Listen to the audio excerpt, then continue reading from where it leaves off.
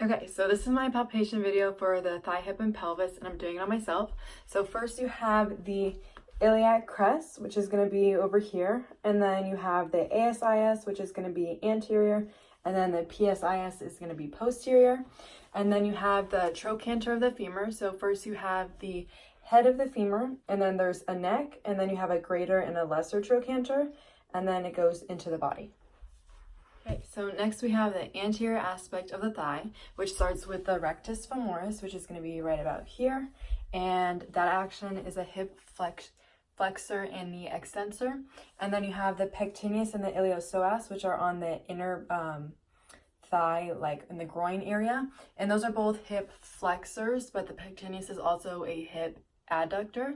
And then next you have the sartorius, which starts here and then it crosses over and then goes into the medial aspect of the knee, and that is a hip flexor, hip abductor, and also an external rotator of the hip.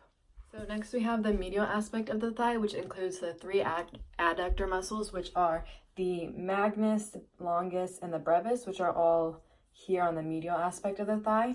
And then we also have the gracilis, which is on the medial aspect of the thigh also, and that is also a hip adductor and a knee flexor. So next we have the posterior aspect of the thigh, which includes the gluteus maximus, which is the bigger butt muscle, and that one does hip extension, hip abduction, and then it's also a lateral and external rotator of the hip. And then you have the biceps femoris, which does knee flexion, hip extension, and external rotator of the hip.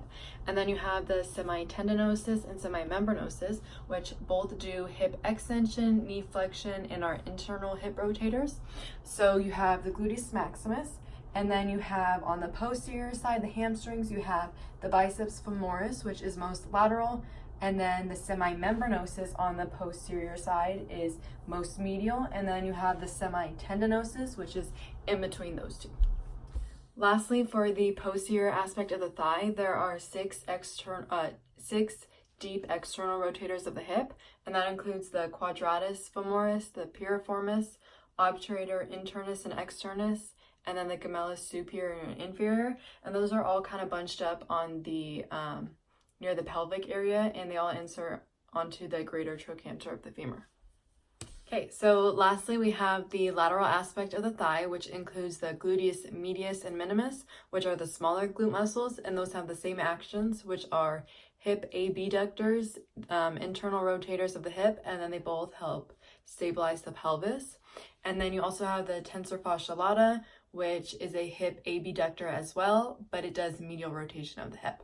So you have the gluteus medius and minimus, and then the tensor fasciae lata is on the lateral side, and then it inserts into the IT band. And that's it.